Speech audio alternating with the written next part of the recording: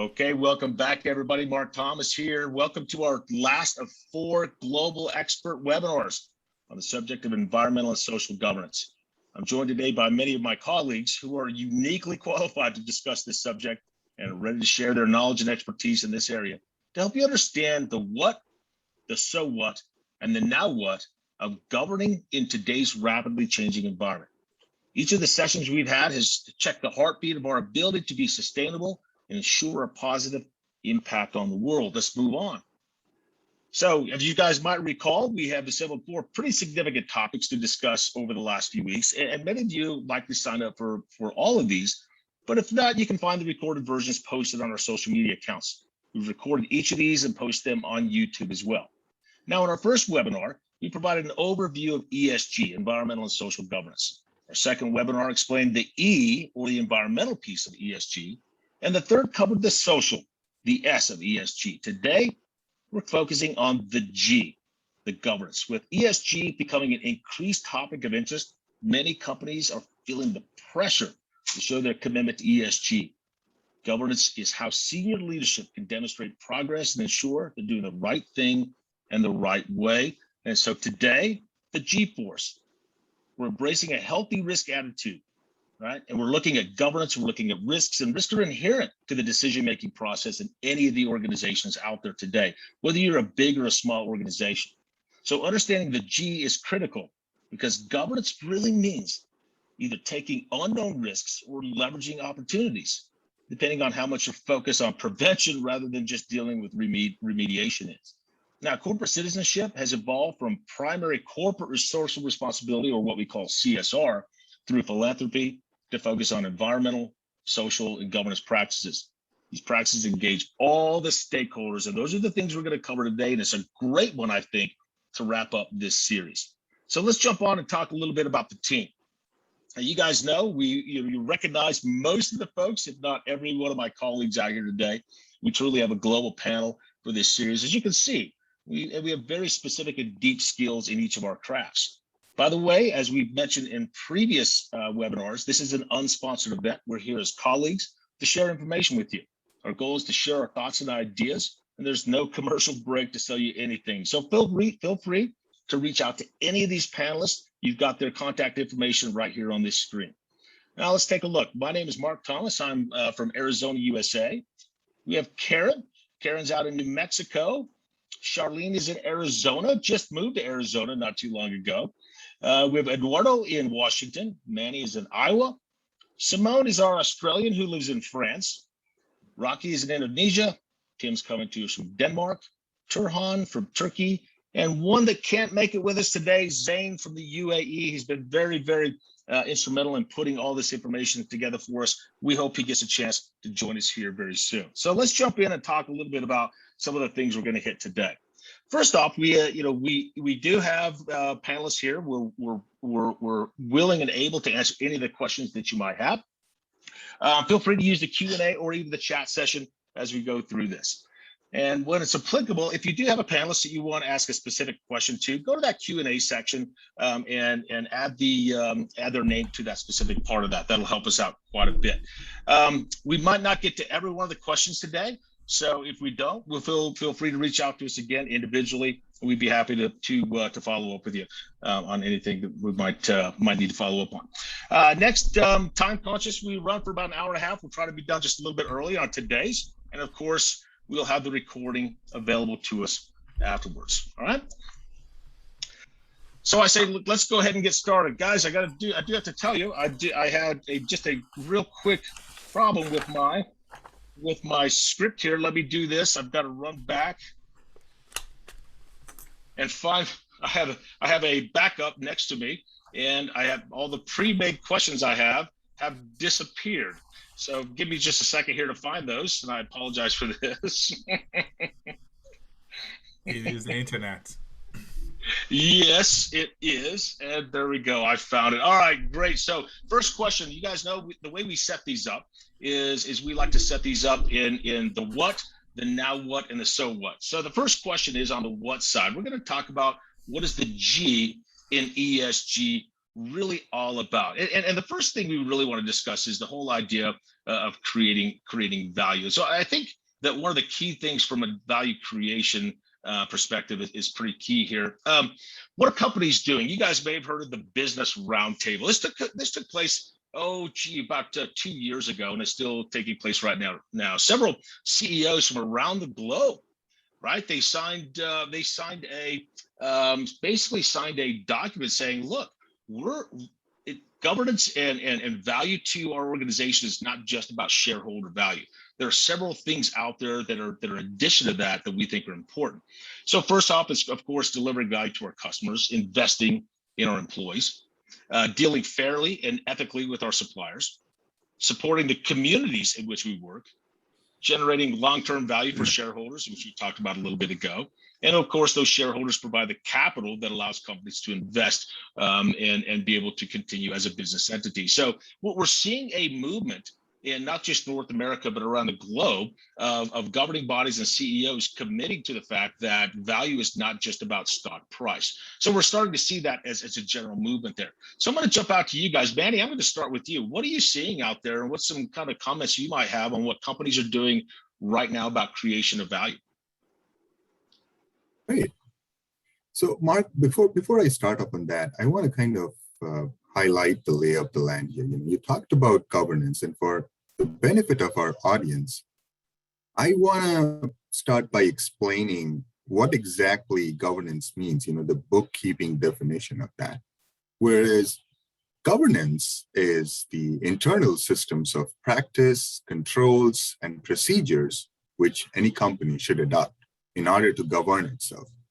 And that fills into the effective decision makings, complying with the laws, regulations, as well as meeting needs of all the stakeholders.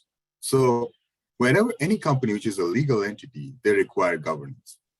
Now, when we pivot back and map it to what we see from an ESG standpoint and see what companies are doing, there's the value creation, the strong ESG value creation specifically focused with the governance lens kind of focuses on what are they doing from a top line growth perspective. Are they able to tap on the resources effectively to kind of build that, the cost reduction aspects, the regulatory and legal intervention aspects. So I think there are these tenets as we start looking at it and see if they are basically making the effective decisions to meet not just their shareholders, but this goes beyond the shareholders to all stakeholders, right? And what the decision-making can do is either, you build up strong controls, which may prevent them from avoiding crisis, data breaches, etc. We're seeing a lot. So if we talk about the trends in the cybersecurity world, we're seeing lot of breaches and crisis that's happening. So do you have the right governance framework in place to kind of address that? And then the questionable governance practices can, pull you up. So I think all in all, if you see companies right now needs to embrace governance and make sure that the governance is the key and the glue that they would have between the environmental and social aspects. Mark? I agree with you. If you think about, what a lot of organizations, when they think about the creation of value and the business benefits, a lot of organizations traditionally think shareholder value. Not every company is a publicly traded company either, and there's a lot of other aspects to that. And again, it includes that risk and it includes the resource optimization too. Hey, I'm going to turn over to you, Eduardo. You've got some comments on this one.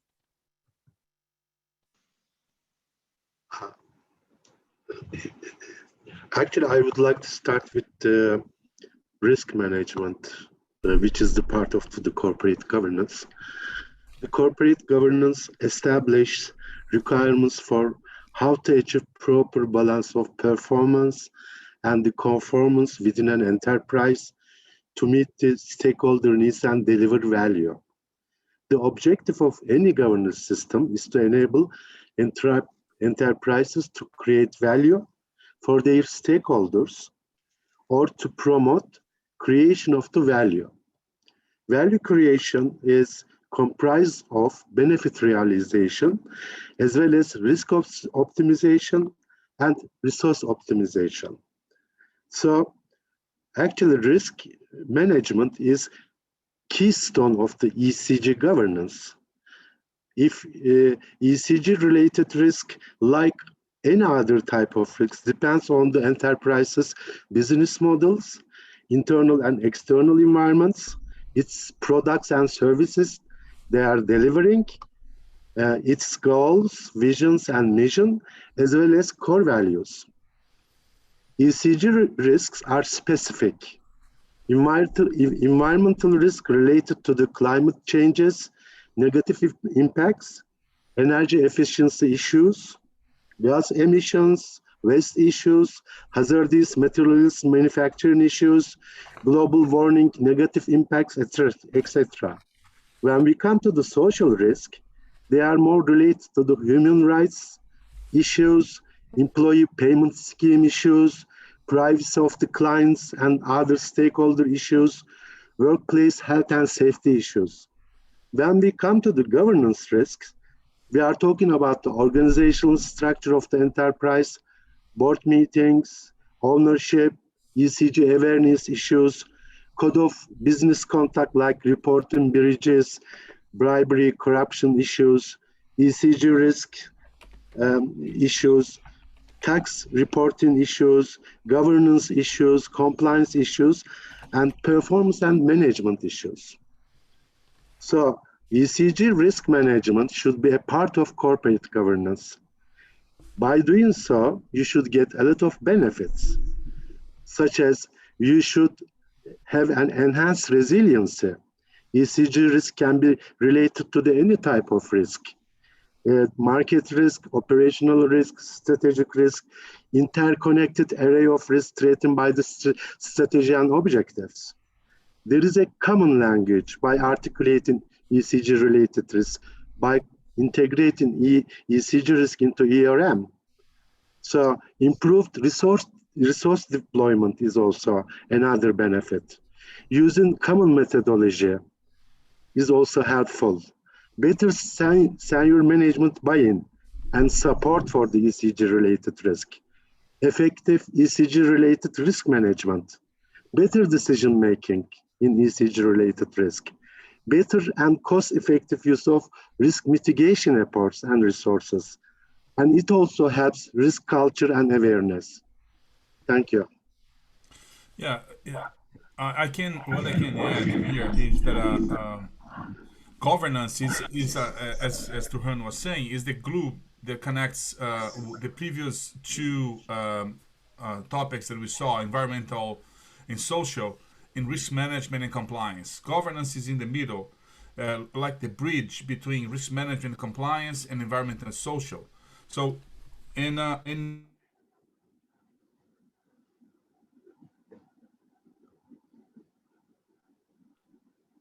Did we lose it, Martin? There we go.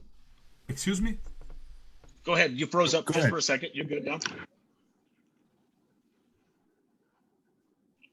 I think he's still frozen. He was having some connection issues, so. Yeah, that's what. Yeah, and so I think one of the things that was really interesting that Turhan mentioned and Eduardo was backing up on is, you know, that risk is kind of this glue that's holding governance and compliance together. And one of the things I see right now in the what is I have organizations that I talk to that have multiple risk registers across the whole organization. I had one organization have 8 different risk registers, right? And you have one at the enterprise level where you're looking at the, you know, this is where, say, the enterprise risk committee is reporting to the board. Then you have audit has their own risk register. Information technology might have their own risk register. Your IT operations has their own, but they're all separate. They don't communicate with each other. When we talk about the whole overall governance perspective of this, when you have risk linking these together, the challenge I'm seeing is even though that we may look at, say, environmental risk in an organization, we're not linking that to all the levels of the organization. If you think about in the what, right, you've got a strategic level of the organization, you've got a tactical level, you have an operational level. And right now with ESG, people are thinking, oh, that's just at the strategic level. but the actions we take at the tactical level need to support that. So this whole cascading, if you will, of risks or risk scenarios in the ERM space, I think are important. Too many folks are just dealing with vulnerabilities only. That's all they're saying. Here's our vulnerabilities, but they're not putting these into the scenarios. Right? As an organization, I want the story. Right? I want to know what the story of this risk scenario is. Who are the actors involved? Is this environmental, social risk that we're dealing with, or is it maybe cybersecurity risk? So I think a underlying substrate to this entire conversation from a governance perspective is risk. Now the challenge is this: when people say we have risk, and we're seeing this now, they're like, well, what's the cost of that risk? If you look at the impact of a risk, especially if it's environmental, social, people say, well, what's the cost? If we're not compliant, or if for some reason there's something that we're not doing from an ESG space, what's the cost to us? And my challenge back to this, and this is a conversation I had just last week, was the risk is more than just a financial risk. You've got health and safety risk. You've got branding risk. In other words, making it on the front page of the newspaper, right? That's a big risk for you, which could end up in of course, financial risk. Of course, you have privacy risk and all those pieces involved. So I think there's I think what we're seeing is a kind of a lack of convergence between multiple risks at multiple levels of organization. That's kind of what I'm seeing right now. Anybody have a follow-up on that one? Because I think Eduardo dropped off because I think, like we said, he was having some internet problems. Yeah, Mark, I've got just a little comment on that. And I think it's not just a problem with actual, as you say, melding them together. It's also a problem of understanding it in different parts of the enterprise, especially by top management themselves. Because I've just in my own experience, they tend to focus on one or two types of risk, maybe compliance risk or financial risk. You mentioned privacy risk. That is quite an abstract topic for some senior executives to understand when they've been used to dealing with that more traditional view on risk.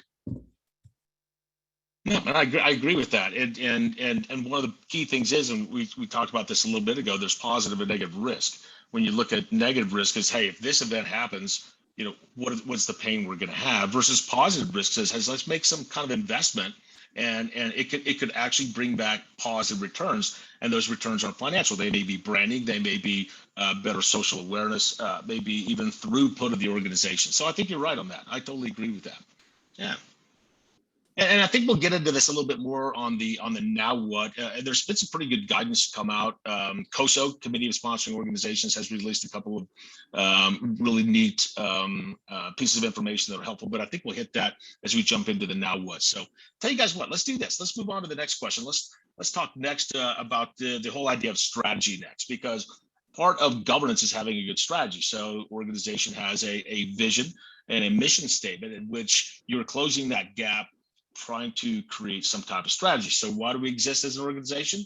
To co-create value with the consumers of our services. So Manny, I'm going to turn to you on strategy, and what are some thoughts that you might have around what we're seeing now in looking at strategy for ESG?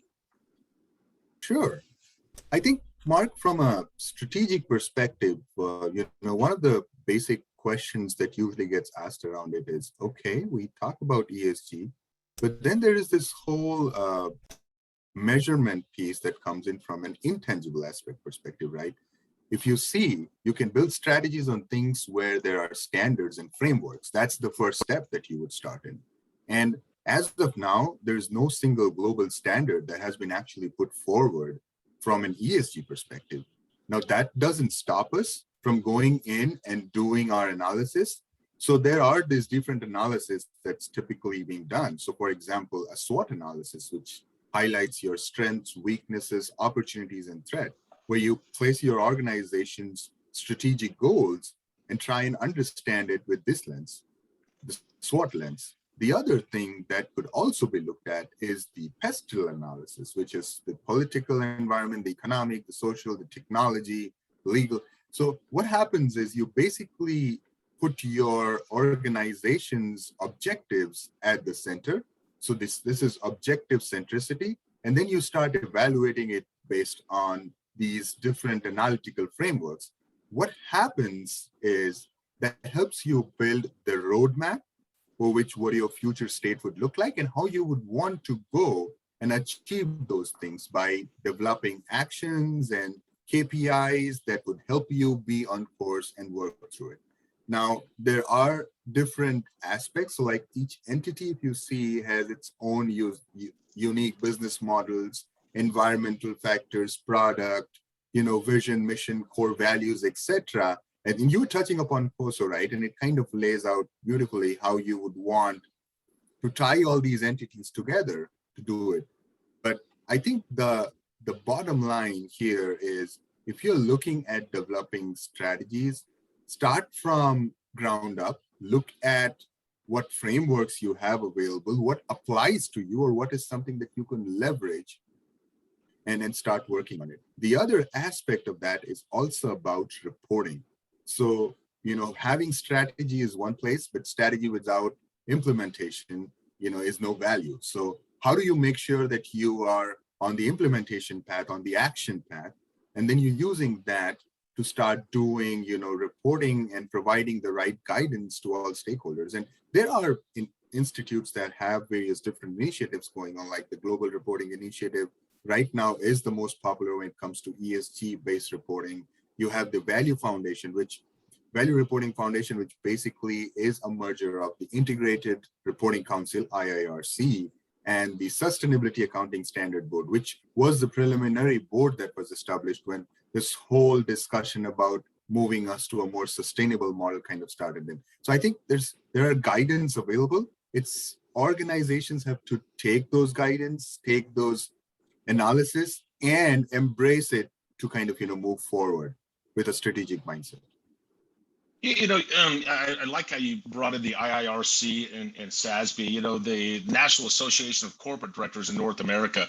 They provided some reporting guidance to boards when it comes to cybersecurity, but we haven't seen any guidance come out, and this will hit in the now what probably here in just a little bit, but they haven't provided any guidance around ESG, because everybody's been, for the last 4 years, everybody's been focused just on remediating cybersecurity. And I think we're going to see that same trend with ESG coming up.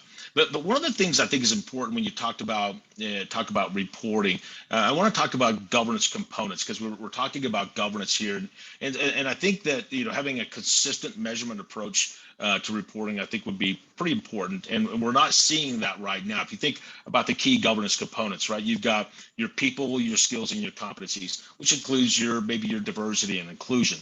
You may also have your policies and procedures, but I think a key thing here would be your culture, ethics, and behaviors around your corporate conduct and those kinds of things. So being able to report on those kinds of areas. Of course, organizational structures and the transparency of decision making, because now we're going to start seeing, as we saw with cybersecurity, we're seeing with privacy now, is that there's a delegation of authority for organizations that can make decisions. So if I'm a project manager, how do I know what decisions I can make on my project with respect to environmental or social types of things? So I think a lot of the components are very important there for folks to kind of think about.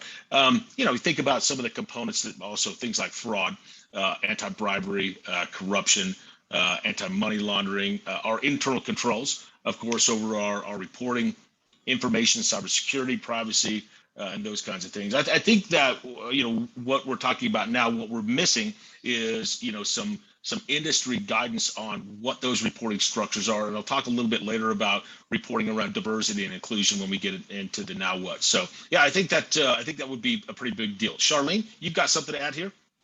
Yeah. So when people, of course, cybersecurity, Manny and I, that's our kind of a thing, and we eat, sleep, and breathe it. But when you talk about all of these ever-changing factors, there was a time, you're right, cybersecurity was a big focus, and then now it's privacy. The thing that I think we have to remember in dealing with ESG is that it's not going to be siloed. It's not going to be siloed. Nothing is going to be in a vacuum. They're all going to be together, and it's going to be ever changing. And cybersecurity is one of those where you can see that very clearly.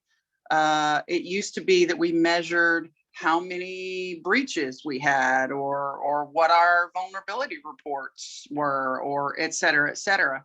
Now we're measuring many, many, many more factors, and those measurements are infusing our decision-making processes, hopefully at the leadership, senior leadership board level. But we're still not there yet. So it's an ever-going, ever-changing, ever-growing process when it comes to cybersecurity, and it's going to be the same thing as it infuses the whole plethora of quote-unquote environmental social governance.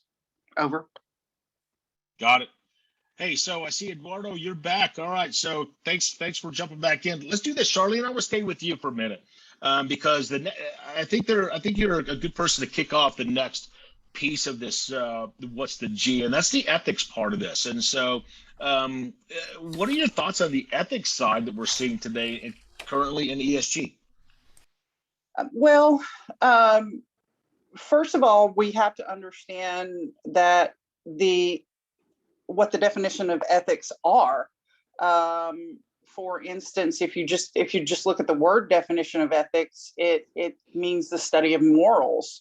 It's a principle versus people talk about ESG in terms of their value set.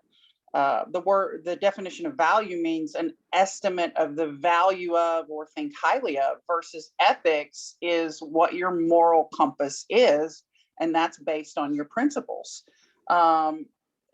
Ethical reasoning for the stakeholder, be it a corporate person or the employee or the people whom the company serves, provides a service for.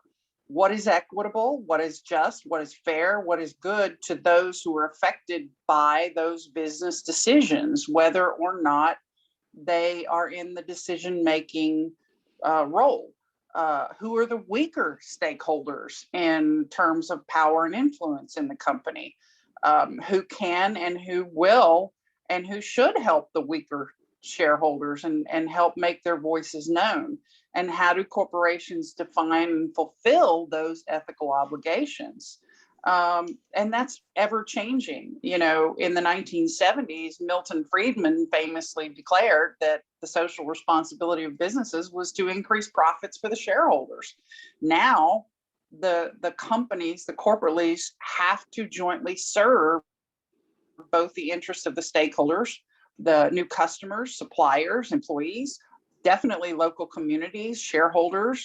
They can't just focus on gaining profits, and there's a blowback, a huge blowback in ethics with companies who choose to do what's called greenwashing, which is when a company takes out ads and statements and says, "Oh, we're green and we do this and we do that."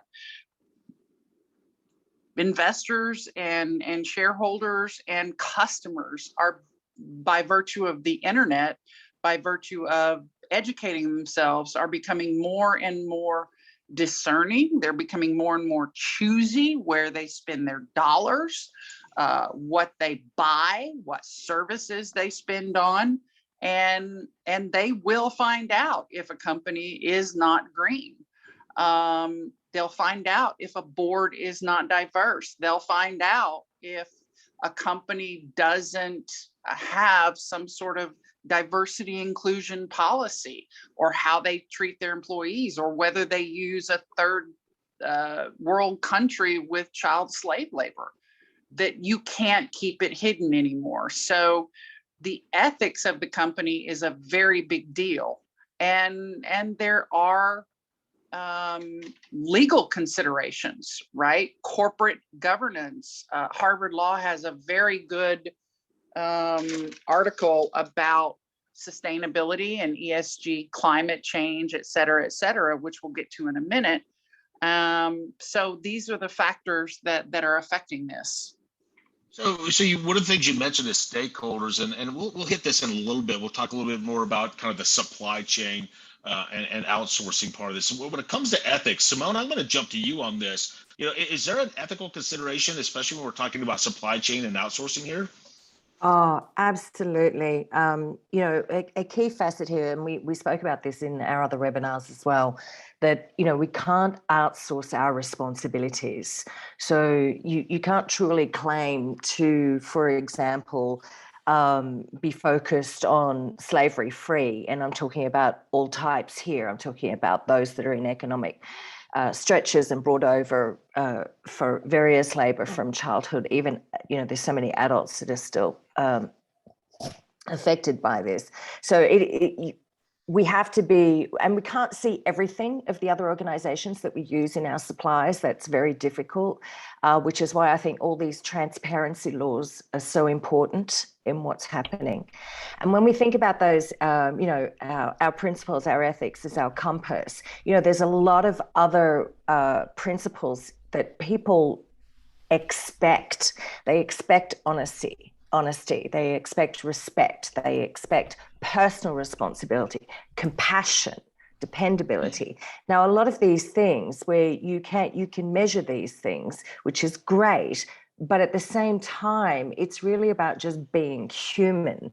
So that understanding of that human to human interaction is a really important thing when it comes to, well, how do we view these responsibilities? What makes us want to be part of that organization, or that organization want to do the right thing? Because that's basically what ethics is about, is doing the right thing. But who says to say it's right or not? Ethics differ across countries and across organizations on a cultural level as well. So it's really hard we want to develop a framework. We need to have a reason for creating the right type of framework. We want to talk about what is the intent and the outcomes that the organization has in regards to this. And that's very much has to be really clearly articulated. It's a critical success factor that we have to have these feedback and learning loops in place through, it's not just about the data gathering, it's about how we're processing it. Are we making well-informed decisions, both as individuals as well as the organization, on what we do about this stuff? Traditional environments are definitely investment focused. We've discussed that already on this call. Yet ethics are actually at the core of those decisions, but also the demonstrated behaviors. And I think that's what we have to look at. How do we make ethics actionable? How do we make ethics examinable? Which is pretty, key in a digital world. But this goes to the very question about being inquisitive as well. How do we help our employees being engaged and wanting to work for this organization because they feel that it is doing the right thing? But we want to keep them inquisitive and question. We want to improve things by making sure that we continue to question the ethics that are being used, because we've seen as things change. I think Garnier is a good example. I'm a customer of their shampoos, if you like, and I've seen how they've gone with the new laws saying that, there are certain costs involved. If you have X% that is non-recyclable, you will be charged for those things. But they've gone to 100% recycled plastic. But in addition to that, they've taken things a step further and have now gone back to formulating, actually using, the paper products that are, biodegradable, and the soap pads that are biodegradable, but yet still want customers to have that same experience. So they're really working very hard to sort of do that kind of thing. And I think that's pretty cool, because things change. Is what we do now still going to be valid in 5 years? Will there be a different kind of environment and social and governance that we need to adhere to? So I think this viability of understanding our ethics framework is really important. Hence why we have to keep that curiosity, the questioning, because once we hit inertia, well, that you're just going to spiral downward. So we need to have that desire for directed action. I agree with you. And so, you guys, in light of time, let's go ahead and move forward, because I know we've got a lot of things to cover on ethics here just a little bit later when we start talking about future. But the last question, the last topic here on the what is on board diversity independence. But what I want to do, because we are taking some time, I want to move to the second question, and we'll talk about boards and diversity on this second question coming up here. So, question number 2. This is the so what. Why does this matter? And so we kick this off saying, hey, senior management boards regularly address well-known risks with proven strategies.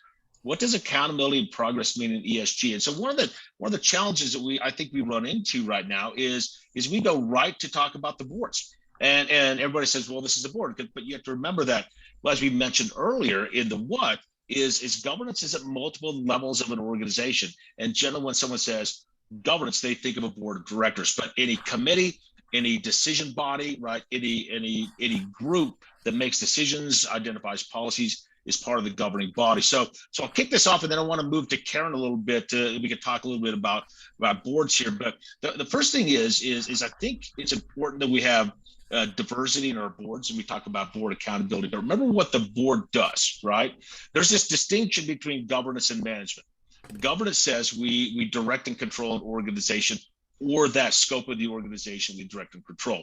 From the board perspective, here's what happens. The board meets on a regular basis. And what they do is they don't actively manage an enterprise. What they do is they delegate down to management while the board's not in session. So management then, right, has to steer the organization through planning, directing, monitoring, and controlling based on the board's guidance. So we're starting to see, like we mentioned this before with cybersecurity, right? Next thing you know, we're pounding boards with all this cybersecurity information.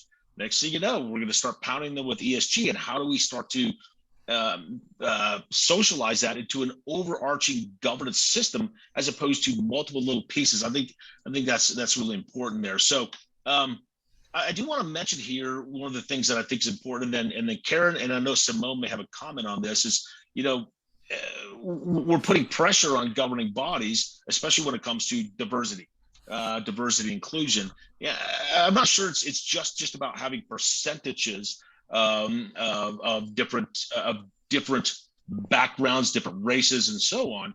I think we need to be careful about putting specific percentages on this. I don't know what you guys have any comments on that one or not. Yeah, Mark, it's absolutely right, because what you're finding today is that a lot of boards are saying, well, we're getting diverse candidates just so they can tick a box for show. And they're forgetting that diversity really goes beyond race or gender, because right now those two things are probably top of mind for a lot of boards when they're trying to recruit folks. But there's other attributes that include like geographic, generational, educational, also personal interests and accomplishments also fall into this, because when you think about the board's a board primary responsibility is how they tackle risk. Well, there is different people from different perspectives will tackle risk differently. And today, risks are so complex, you probably need that multifaceted view of that. So I'd say there are some 4 factors that probably should be taken into account when you're trying to determine board composition. One is you really do want that wide range of perspectives, not just token representation, because that's really going to be effective for overall corporate governance.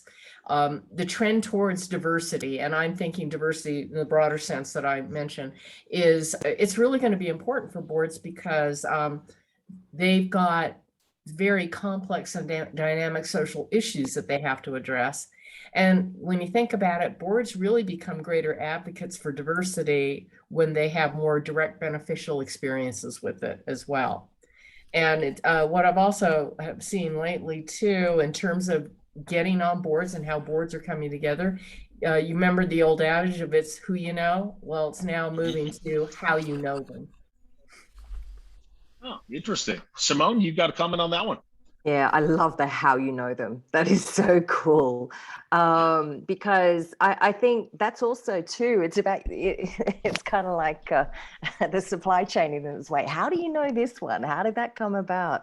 The percentage and quotas thing has always been an issue for me, especially coming from a HR perspective as well, that this is about the talent that we bring on board. So bring on board on the board.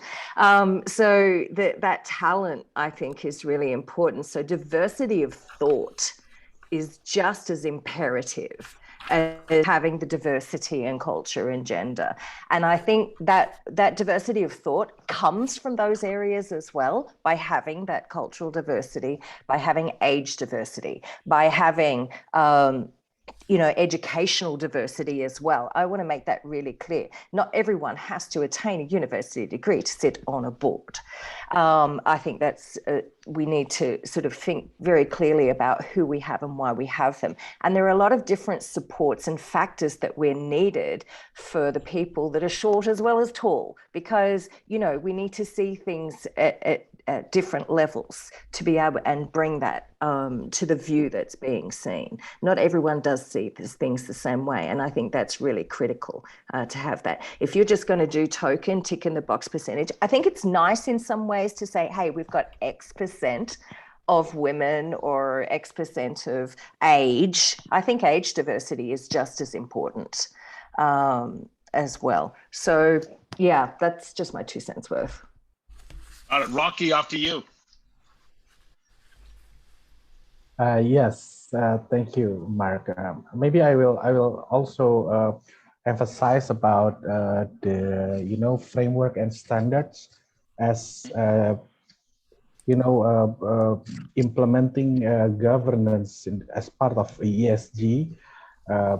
Companies need framework or guidance, and for what? Not for compliance purposes, but for doing the right thing, to understand the right thing, how the company can implement diversity, accountability with the right amount needed by the company. So I think I want to emphasize more, aside from Karen and Simone talking about diversity. It's also they need to adopt standards, just like many said previously about GRI and other standards, to not to help them in complying with regulation, but also to do a continuous improvement. The board need to know where currently they stand and what need to improve from time to time. I think that's also important, Mark, to understand what's the current situation, what's the current progress of the implementation. Yep, I agree with you. Hey, Turhan, are you out there? You have a comment on this one? Yes, I would like to mention about the measurement of the ESG performance. I would like to put some key facts, key messages regarding to the measurements, ESG measurements at the moment. One of them is there is a divergence in ESG measurement practices among different sectors. There is no universally accepted practice for measurement on indicator selections, on problem in financial and non-financial factors. Also, ESG ratings, which is the combination of the measurement values or indicator values, are more sector specific than the general. So each sector has got their own set of metrics and ratings. Divergence in the ratings and measurements are driven by 3 distinct measurement causes. One of them, the divergence in the scope. Ratings and requirements, the measurements are based on the different set of attributes like labor practices, lobbying activities. Divergence by the indicators itself. Different rating firms use different indicators to measure the same attribute. And divergence in the aggregation rules, which is the combination of the ratings and the calculations are different. The measurements on the transparency and the disclosure are fundamentally used in sustainable finance.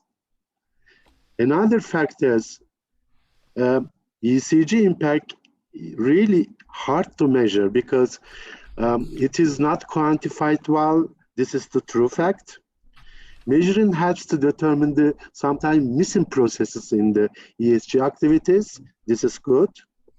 ESG metrics can use financial and non-financial data. Data problems exist in the measurements by data collection is difficult. Monitoring progress against goals is time consuming. We use multiple frameworks and standards for the measurements and reports. This creates some risks. Regulations and the stakeholder measurements requirements are always changing. This is another issue. Also, third-party ESG risk measurements are gaining attention. So there are a lot of frameworks for the measurements and the reporting. One of them is the Global Reporting Initiative. The other one is Sustainability Account Standard Board metrics and measurements. There is also World Economic Forum measurements, CDPs, Dow Jones Sustainability Indices, International Integrated Reporting Councils, Global ESG Benchmark for Real Estate, Climate Disclosure Standards Board, etc. I will mention a couple of them. For instance, Global Reporting Initiative measurements is applicable to large, small, private, and public sector organizations. It serves for multiple stakeholders, including investors, policymakers, capital markets, civil society.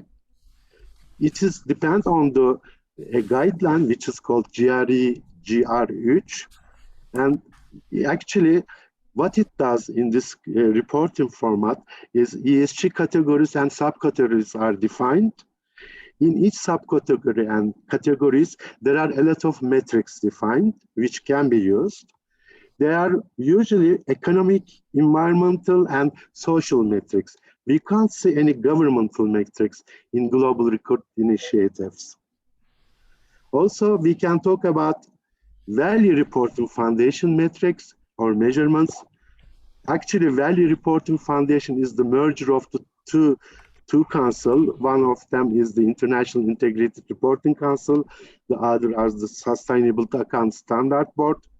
They merge together and try to make a guidance regarding to the measurements. They have a standard, and in this standards, they have 77 different industry sectors and 11 sectors. For each of them, they have a different metrics, measurement, and topics and accounting metrics. Another one is the World Economic Forum metrics, which in 2020 September, they issued 4 KPIs for the measurements. One is the people side, the other is the planet, prosperity, and the principle of the governance. In the people matrix, reflecting the company's equity and its treatment to the employees, diversity reporting, wage gaps, health and safety, etc. For the planet, they have company dependence and impact on the natural environment, which is the environmental metrics, like greenhouse gas emissioning, land production, water use. In the prosperity, a company effects on the financial well-being to its community, which includes employment of wealth generation, tax payments, research and development expenses. And in principle of the governance, they have the company purpose, ESG strategies, accountabilities, measuring risk and ethical behavior. Again, some really good points and some really good frameworks out there that we can refer to. And I think, Manny, you had talked about a couple of those a little bit before. You have a follow-up on that one? Yeah, I think Turhan kind of laid the layout, right, in terms of what the progress measurement and scorecard looks like. But one of the things that I always see this is, and I give this analogy, is sometimes it resembles like you're changing the tires while you're driving the car at the same time, right? And I think with the ever-changing threat landscape and the stakeholder needs evolving fast, the environment is forming, right? It's still kind of at an evolving stage in business are adapting to it, from a post-pandemic standpoint. So I think the bottom line here is, that the measurement, the progress, etc. There's no one size fit all kind of a rule that applies here. But the fact is that the customers, investors, etc., making sure that you have the right metrics in place, you have what you call as your scorecards, which are built in to take care of all the different aspects that you would be dealing with when it comes to measurement, and making sure that you have progress and you are ensuring that that progress is being highlighted. I agree. And these are awesome points. And I think what that does is it's a good jumping point into us going into the now what, and kind of finishing up and saying, hey, what are some suggestions and what do we think comes up next? So how do we make governance everybody's job? How do you know you're hitting the right note? And so, to kick this off, and I'm gonna jump to Karen and Simone next on this. But like, as I mentioned before, is I think the term governance is like risk. Everybody understands the definition, but nobody really understands how to apply it very well, because organizations just use the term governance. You've got enterprise governance, corporate governance, information and technology governance. You've got so many different views of this. But let's talk about corporate governance for a little bit in terms of how ESG or what corporate governance really looks at here. I'm going to start off with Simone next. Simone, you have some comments on what does corporate governance actually look like with respect to ESG? Yeah, I'm gonna look at this from an internal perspective here, looking at it from performance metrics, because this is the day-to-day stuff we deal with and what our own people need to look at it. And in performance metrics, we can put in lots of incentive plans, but they're only effective if we're able to reinforce those business priorities and those initiatives. So whatever is coming through from the board, whatever is coming through from the ESG focus and how that impacts our business priorities, that's really important that we look at, what are the basic heuristics these people can do. It's not just about what we sometimes we measure things just because we can. All right. And that we've got to care about what we measure, not just measure what we can. And that means too, to make sure that we're not employing things like punishment metrics on people, because, governance isn't just about, it's not a carrot and stick thing. Yes, we've got legal compliance that needs to be met. Absolutely. But if we're very clear about what the performance required is, then you'll find that people will behave and will perform in respect to that. It's, it can be really easy to scan the system if you're not looking at the right types of measures that we put in place, the whole statistics and damn lies. There's a truth versus fact that goes on when we're engaging with people. We want them to look at what are the metrics that have value to you? What are the metrics that mean a difference to the way you perform and the way you behave? Because if we're going to talk about the ethics and what decisions that they will take at that point of interaction where they've got no guidelines or the guidelines are a little gray, they will just make the best decision they know how, based on their values and their principles. So we need to provide that internal structure and guidance for them so that they've got those guide rails. What are the principles we want them to apply? Focus, on the value, collaborate, be transparent, think of things holistically. These are just heuristics. They are guide rails to help us make decisions when we get to a point where we're not quite sure which way that we want to go. Because it's our people that are engaging in this, and they're the ones that are making the impact. I love the heuristics comment and the measurement comment. And Eduardo, you have a lot of background on measurements, especially when it comes to transparency. And we talked earlier about a comment that you'd made. Go for it. Yeah, it's just closing what Simone was saying. When you have the wrong metrics and you are measuring something, all metrics are green. But when you dig deeper, you realize that they're ready on the inside.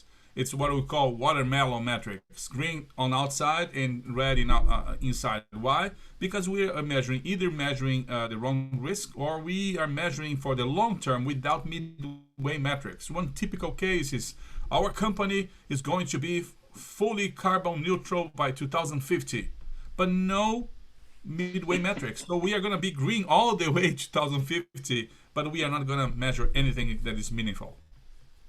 They're green on the outside, red on the inside, right? That's right. Hey, Karen, off to you. Some closing comments on this question, and we'll move on. Sure. To counterbalance Simone's comments on the internal view, there is an external view that the board has to think about, because even more than ever, external stakeholders and the investors in the company are really trying to force accountability on the board, especially with the case of investors. Their view is that the company's executives are employees of the owners of the business, and that they have a direct responsibility to their employers, that is the investors. And that responsibility is to conduct the business in accordance with their desires. Now, in the past, that's generally been just make as much money as possible. But now, as you're seeing the demographics of those investors shift from majority boomer to, Gen X and younger, and then you also add in social activists who now feel that corporate executives also have a responsibility to society in general. And yeah, sure, they can make money, but it must be within rules of the society. And as we've witnessed over the past 18 months, those rules really shift drastically and swiftly, due in part to very aggressive social activism and social media. Yeah. It's amazing on social media how fast, how literally one tweet can be in front of hundreds of thousands of people in a matter of minutes, right? Yeah, it's amazing. And I think that's one of the key risks, and we're starting to see that the social media risk. We're seeing that as a board level discussion topic now, from a risk perspective too, which I think is interesting, because that moves us on to the next topic, which is really about risk. And we've hit risk a lot, so we're not going to be on this question, this portion of it too long. But as we're talking about ESG, all right, I think we mentioned before that we're not seeing a lot of risk registers and a lot of holistic look at risk from an environmental, social governance perspective. And I think that in the now what perspective, I put this squarely on, risk management professionals as well, because one of the things we have to do is make sure that if we've identified a risk that's associated with environmental or social governance, and we don't know what that risk taxonomy yet is, but I think we can create some type of risk taxonomy for it and link that back to the enterprise goals. I think that's important, because what happens is this: is if I'm one of your board members, if I'm an executive of your organization, and you're saying here's a risk around diversity, equity, inclusion, okay, or here's a risk around the environmental portion, and that executive, I'm not paying much attention. It's not a big deal to me. But how do you get my attention? And here's the secret: if you want my attention on a risk scenario, you link that risk scenario to one of our business goals. All right. I know this sounds very basic, but as soon as you say, hey, if this risk that I'm telling you about becomes real, here's the likelihood and the impact of this potential risk. Now, here are your business goals that aren't going to be met. Wait, what? You just told me that if that risk happens, I'm not going to meet one of my business goals. Now you have my attention. Why is that? Guess what? I get rewarded and recognized as an executive for meeting my goals. And if I just heard there's a risk that's going to prevent me from meeting one of those goals, you may not have my attention. And I think that's kind of a good kicking off point on this one. And so, Rocky, I'm going to go over to you. You may have some comments on this one too. Yes, it's quite unique, Mark. ESG has its unique flavor, as Karen and also Simone previously state that what stakeholders view and shareholders might be different. This is the current condition, and the organization needs to, adopt a good model, a good mental model to that goes beyond the regular performance evaluation. And this is not a simple thing to do, but it is what I think organizations starting to do. But if you see, like Edward also mentioned that COSO also have a guidance in how to manage risk, related to ESG, that's a good start also to look how do we manage this kind the ESG related risk. And the change of mindset, started from compliance, going to beyond compliance, and now, like Simone said, we need to change the value. That the value is how we can do the right thing. I think that is very, very important to improve how we manage our governance and risk. And I think that it is a marathon rather than sprint, that we need to, have a good milestone, have a step-by-step approach to achieve what is needed by the business in implementing ESG part. No, that makes total sense. Hey, I think that's a good way for us to move on to this last portion of this question. That it's pretty loaded. There's a lot of stuff in here, and I think a lot of the panelists can jump in on this one. We're talking committee, stakeholders, suppliers, and upcoming regulations. And I know we've already talked about a lot of the upcoming regulations. We'll maybe touch on a couple more. But just to kick this off is of course, we talked about committees as part of your organizational structures, and a lot of organizations are saying, well, how do we set this up now? I think one of the interesting things here is, don't reinvent the wheel here, right? We have governance structures in place. The core tenets of governance haven't changed since early governments were created. So look around and see what your peer organizations are doing, your competitor organizations, and look and see what organizations under your body of knowledge or your body are doing. So likely your organization is already addressing other governance issues with strategy and resources. So from there, take the ESG flavor and put that into that. I think that's a good way to really start on that, because we mentioned frameworks. Everybody wants a framework to answer all their questions. I can't tell you how many times we get into framework discussions and people say, here's what I've got: A, B, C, D, E, F, and G. What does this framework suggest? That framework's not it doesn't go to that level. You actually have to make decisions about this. So Eduardo, I'm going to jump over to you and talk about kind of this feedback loop with stakeholders and how we can work through that. Yeah, Mark. The thing is, feedback loop. We assume that the information is going and coming back, and something's being done with that information. So, what is important is to ensure that you have listening mechanisms where you capture the information from internal stakeholders and from external stakeholders.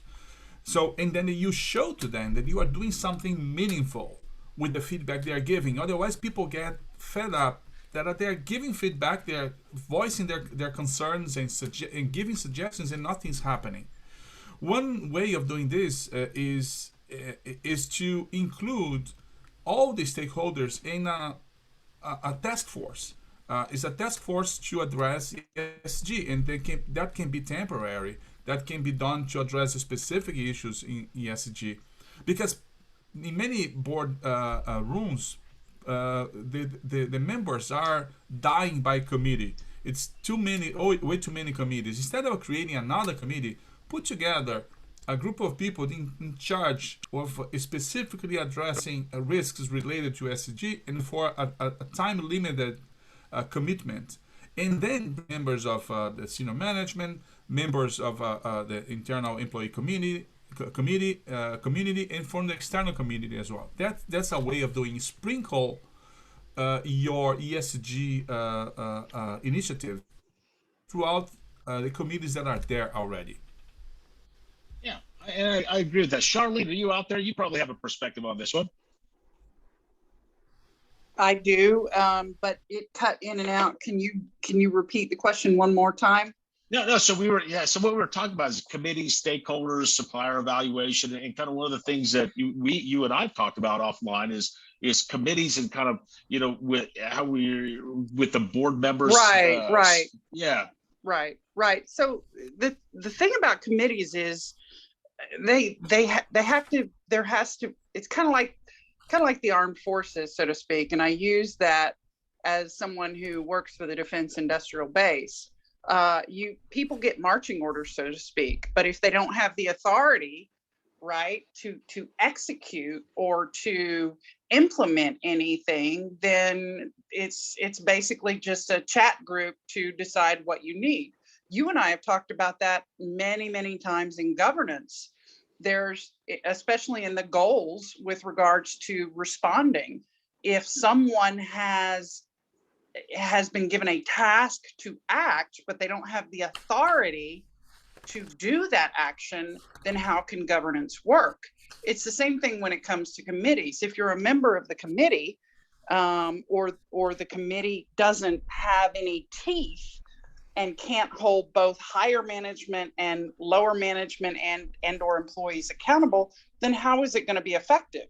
Does that make sense? Mm-hmm. It does. It does. Yeah. And so I think, one of the things that we see is we get overcommitted, right? We do get overcommitted. And I think, and Eduardo, and I see you're shaking your head, and I know what you're thinking is that level of authority, delegation of authority, escalation procedures are absolutely key here. Yeah. Okay, so let's do this, guys.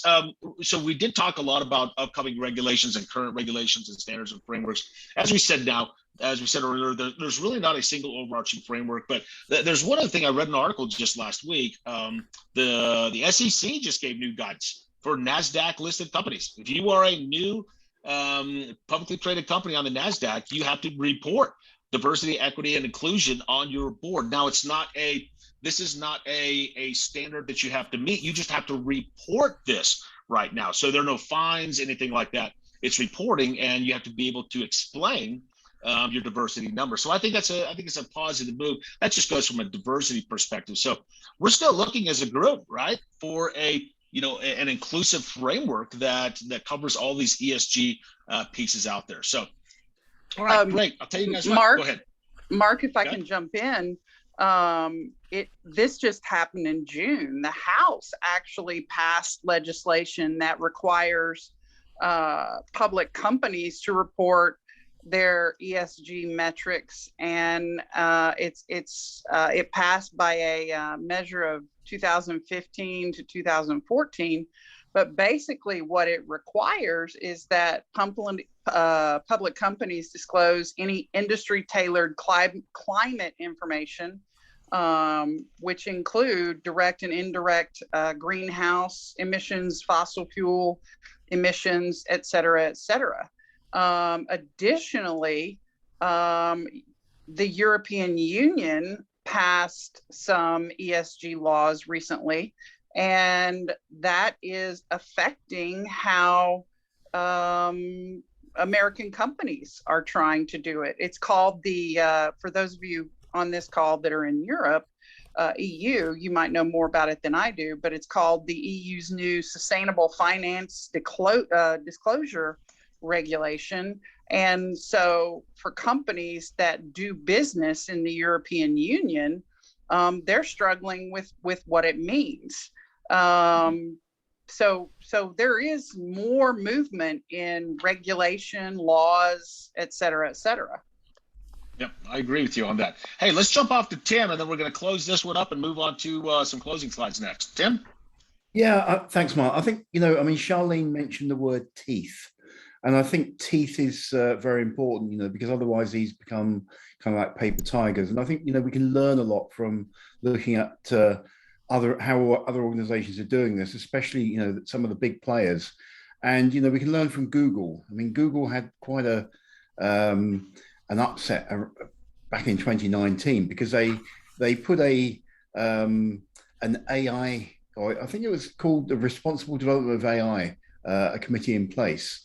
And it was due to have, 8 members, and it was going to meet 4 times a year, all to consider Google's then AI program. But it lasted less than a week. And, a lot of employees were complaining because it didn't really reflect what ethics was, to the organization. Some of the people who were on that committee simply didn't fit, their backgrounds, their profiles, their views on things such as, trans people, topics such as climate change. They all conflicted really with that, feeling of really what ethics is all about. And it really became quite a liability for Google at the time. I mean, it was reestablished, with a proper board, and I think this is important, and with some teeth. So it actually then had, it understood what it was there for, what its veto was. And I think this is probably a learning for anybody who's putting the board together. And that really is to have the right terms of reference in place and agreed and explained to everybody before you actually come together. So why is the committee or the board, what's it being created for in the first place? What's its mission? What is it trying to achieve? What's the ethical content of that board? Who should be on the board, the composition of it, as we're just saying. Where should the committee or the board, where should it be anchored in the organization? And, most importantly, what should its powers be? Without those, then it's going to be, as I think Eduardo was also saying, it's just going to be this big, talking show, and not effective at all. All right, great. Hey, that's a great way to kind of end that committee one, because, like Charlene and you echoed, it's too many times you see committees without teeth, and that committee just becomes an information group only, and they don't have an accountability. And I think chartering a committee is an important thing, but I do want to caution everybody as we're talking about committees, we don't want to over committee, because if you think about it, you see this all the time. I've been on committees that we find out that either policies or directions or priorities or even funding measures that we have decided as a committee has stepped on another committee. And so we're countering what another committee even says.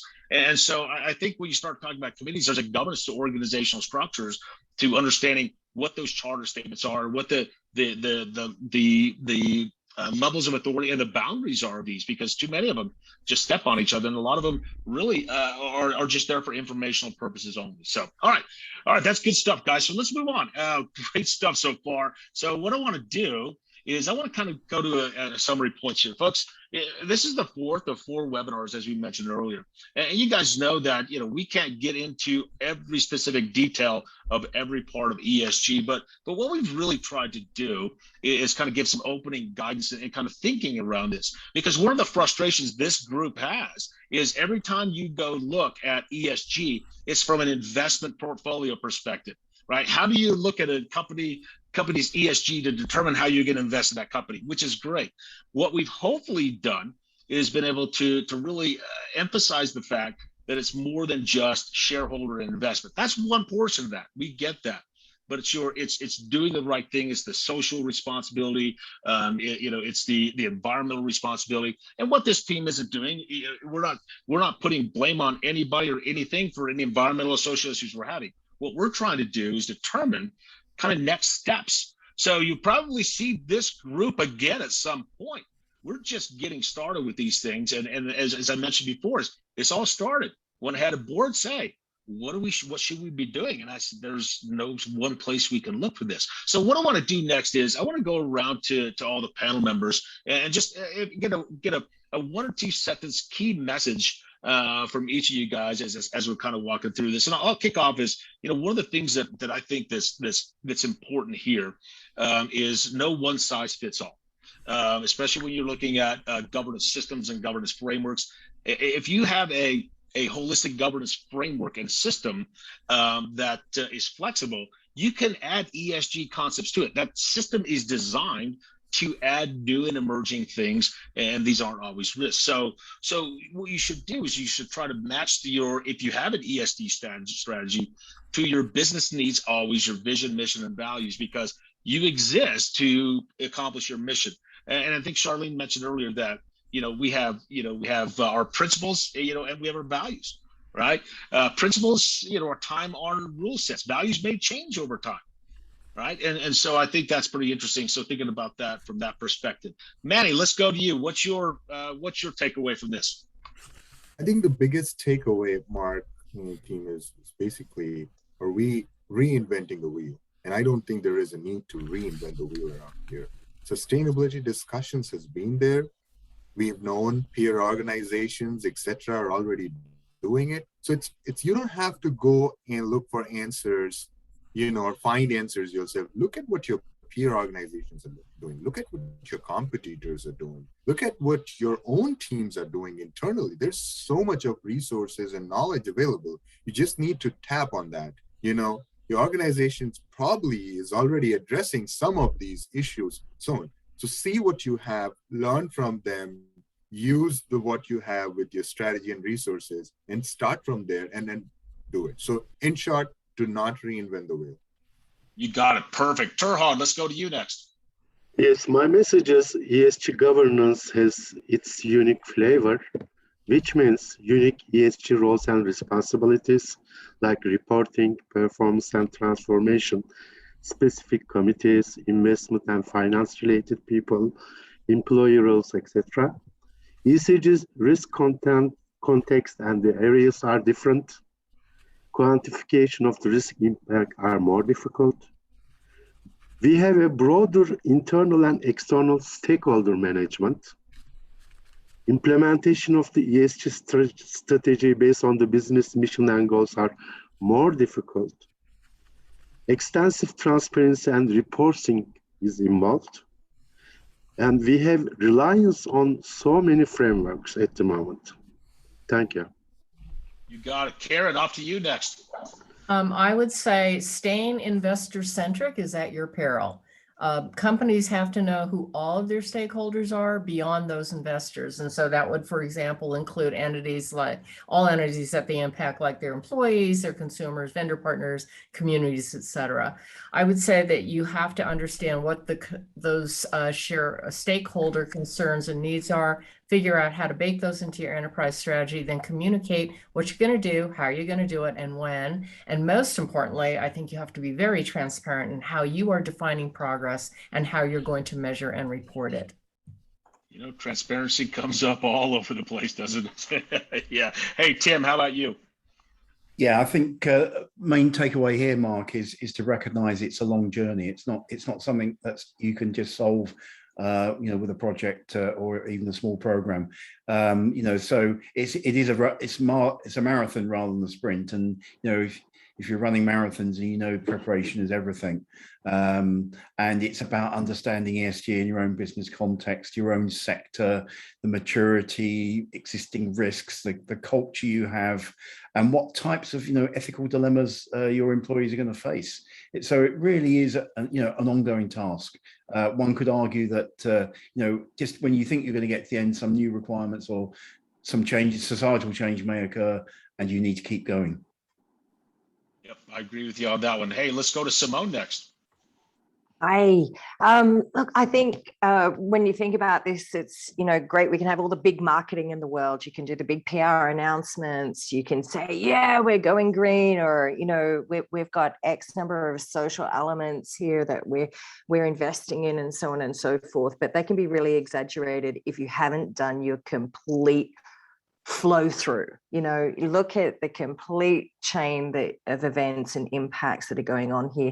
Gather the right stakeholders around you that are focused on this.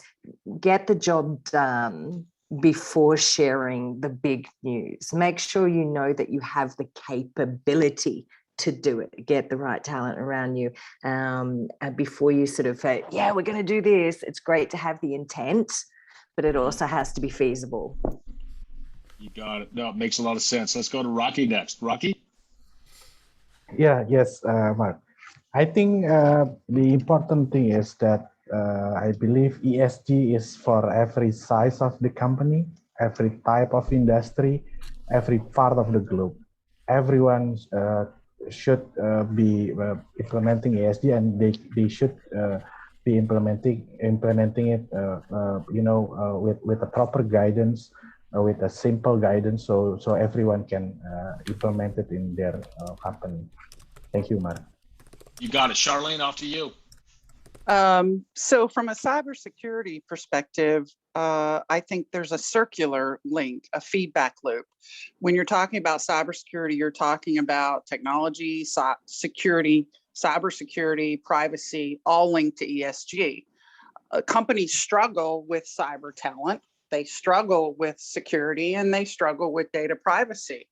companies are going to pay if they don't take into consideration keeping their clients' information private and taking care of it. They're going to struggle if they don't have security, and they're going to struggle if they don't have the talent to produce it.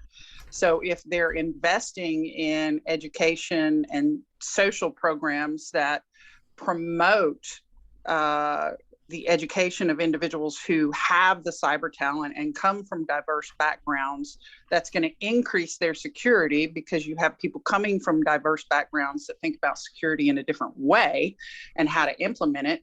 And they're going to increase the ability to have people on their team that are going to be more diverse, that are going to look at privacy in different ways.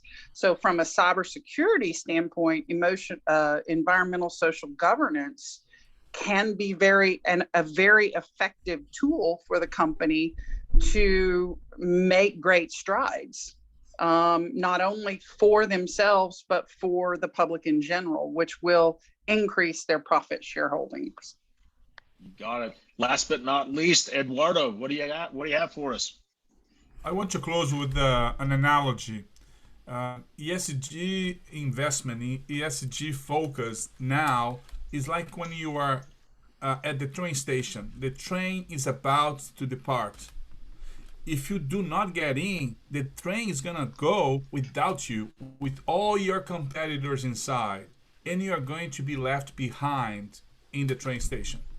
Time is now. It's not tomorrow. It's not the day after tomorrow. Perfect, and that goes to a great closing here. So a couple things for you guys who are listening. This recording will be available. Keep an eye out on social media. We'll put this out on YouTube within the next day or so. Next steps. Hey, this group is probably just getting started. Just to let everybody know that we are exploring what we do next with this group, because we've determined there are a lot of things out there that we could really leverage and create more knowledge, and this is really kind of the first step of that. So keep an eye out, because we're really looking at and exploring kind of the next steps on ESG. So keep an eye out for that. I didn't see any questions out there on the Q&A. So if you do have any questions after you watch this or you listen to it later, feel free to reach out to any one of us. You have our contact information out there on the sheet. Ladies and gentlemen, thank you very much. To my esteemed panel, thank you very much for staying together for the last 4 or 5 weeks on this. I've enjoyed learning so much from you guys, and I look forward to what's next for this group. Everyone, thanks so much, and hopefully we'll see you guys on another webinar or something similar very soon. Have a great week, everyone. Thank you all. Thank you all. Thanks a lot. Thank you, everyone. Thanks. Thank you. Thank you.